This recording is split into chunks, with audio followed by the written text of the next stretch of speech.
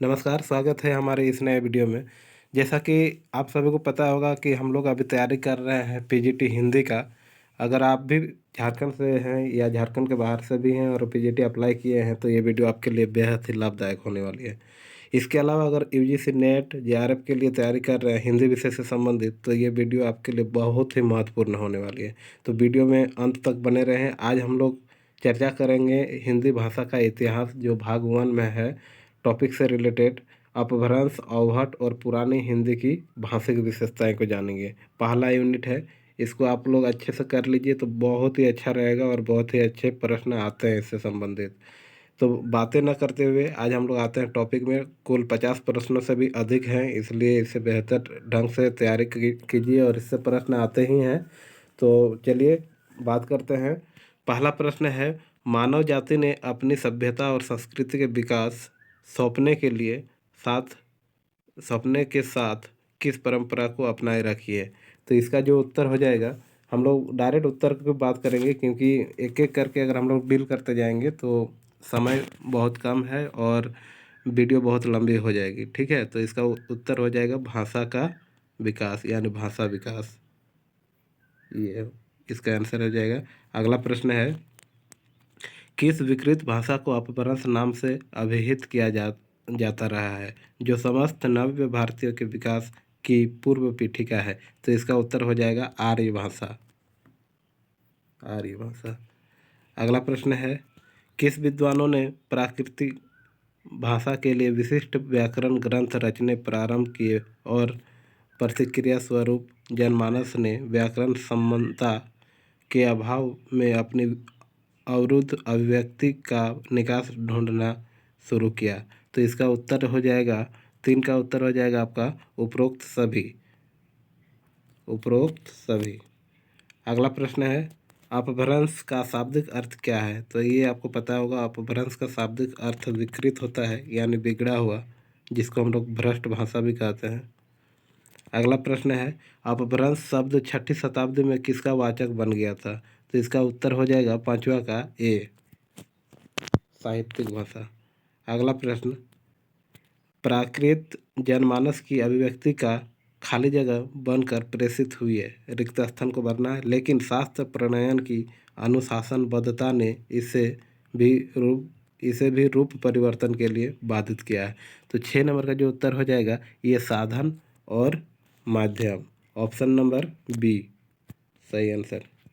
अगला प्रश्न, संदेश रासक किसकी कृति है जो 12वीं शताब्दी का अंतिम चरण मानी जाती है? तो 7वां का उत्तर हो जाएगा अब्दुल रहमान की। ये आप पढ़े ही होंगे, अब्दुल रहमान की है। अगला प्रश्न, निम्नलिखित में से कौन सी कृति सुमेलित है? सुमेलित मतलब सही है। तो इसका उत्तर हो जाएगा 8 नंबर का उत्तर हो जाएगा ऑप्शन नंबर ए, कालिदास विक्रमोवंशीय।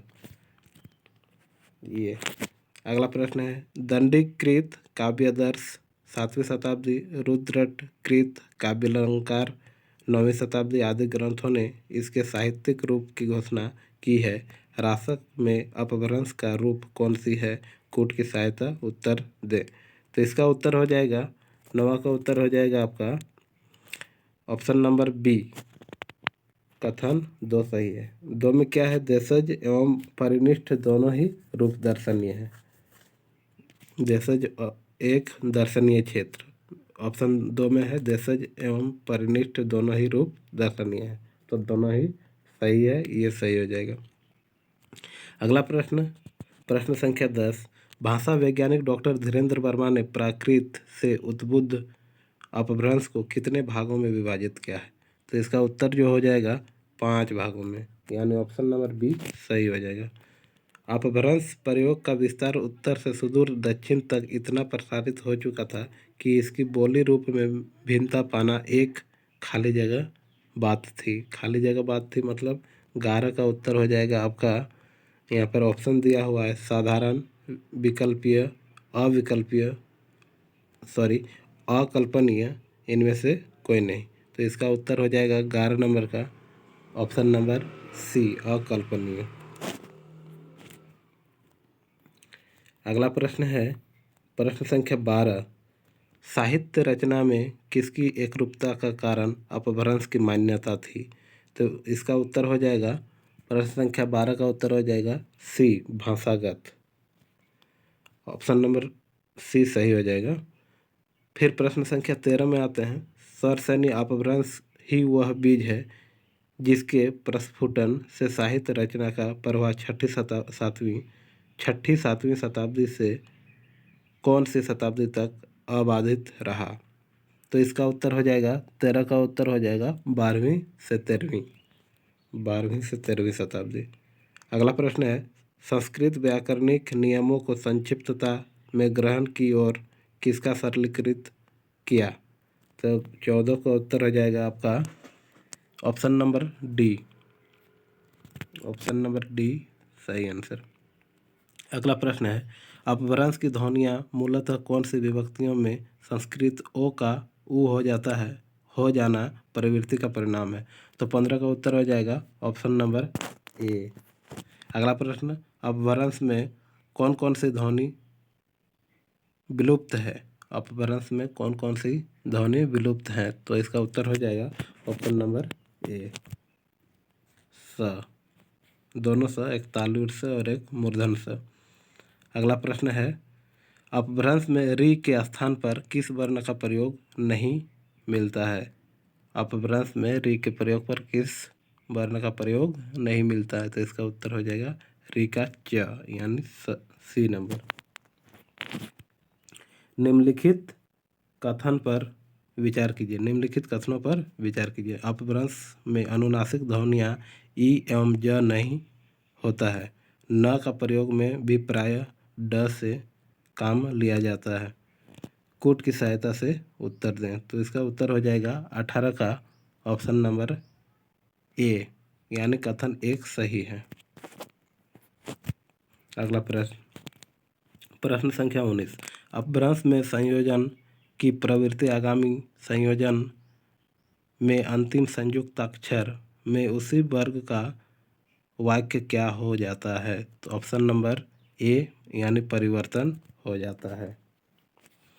अनुगामी में अनुनासिक ध्वनियाँ सामान्य खाली जगह के द्वित्व में परिषद होती है। तो इसका उत्तर हो जाएगा ऑप्शन नंबर सी, व्यंजन। प्रश्न संख्या 21, रूप रचना संबंधी अपभ्रंश जिस विषय में प्राकृत से पृथक अस्तित्व और उसके कौन से वैकास्य की घोषणा करता है? तो इसका उत्तर हो जाएगा 21 का ऑप्शन नंबर डी, ऐतिहासिक। संस्कृत की अति जटिल कारक व्यवस्था किसमें अति सरल हो जाती है? तो 22 का उत्तर हो जाएगा अपभ्रंश।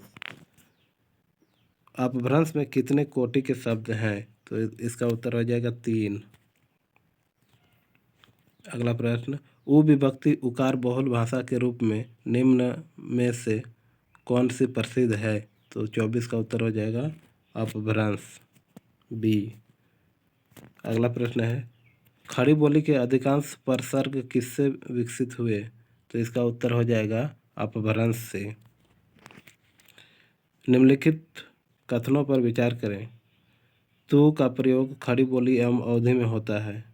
टू का प्रयोग अवधि में जबकि खड़ी बोली में नहीं होता है।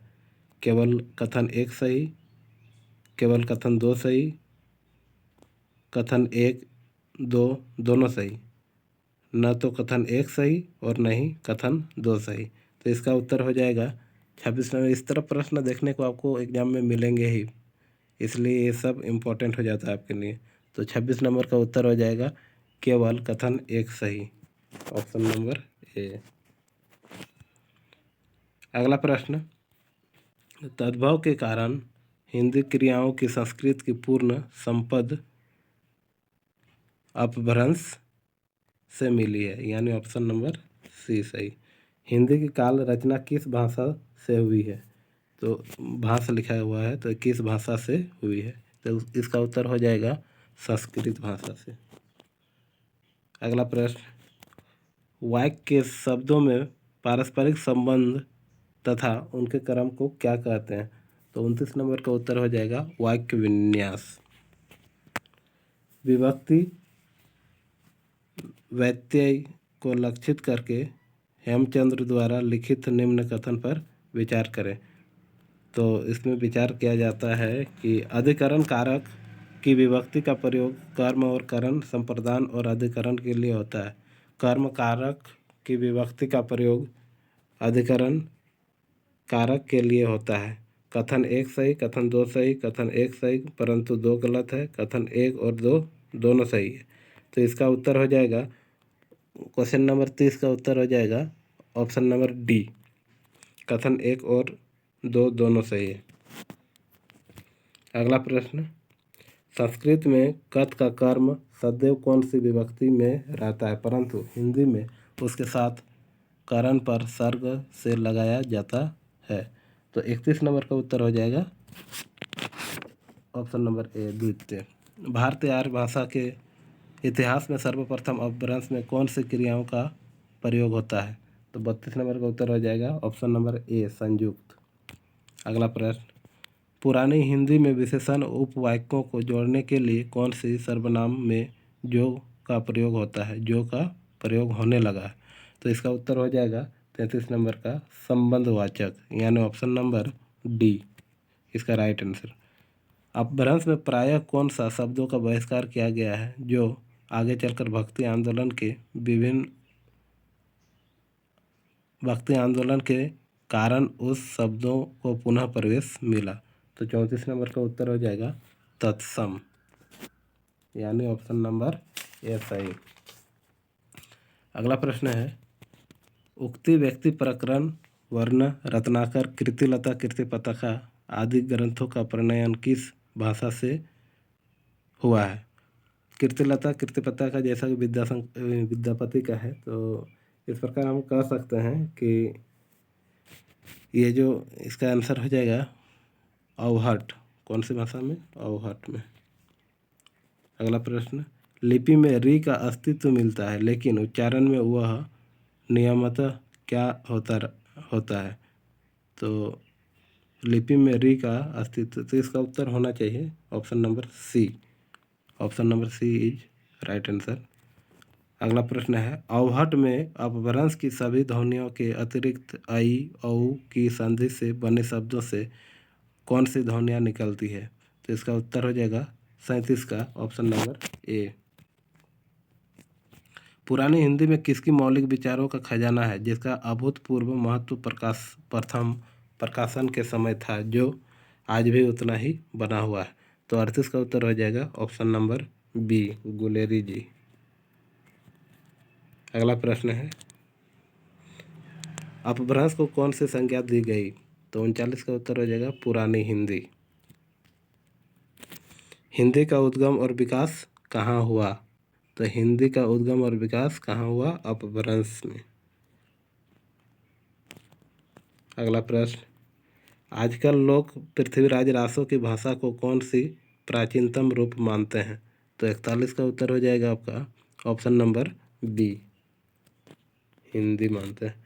पुरानी हिंदी की ध्वनि व्यवस्था अपभ्रंश एवं अवहट के काफ़ी खाली जगह हैं। तो ऑप्शन नंबर 42 का ए हो जाएगा सही, निकटस्थ। अगला प्रश्न है, कहीं कहीं संस्कृत को पुरानी हिंदी के रूप में दोहरी रूप कौन सी संज्ञा में पाई जाती है। तो 43 का उत्तर हो जाएगा आपका भाववाचक, यानी ऑप्शन नंबर डी। वैदिक संस्कृत काव्य में आर्य भाषा प्रदेश में कितनी स्थानीय बोलियां विकसित की गई है। तो 44 का उत्तर हो जाएगा 3। आप इसे अपने कॉपी या नोटबुक में लिखते जाएं तो आपके लिए याद करने में और सरल हो सकती है।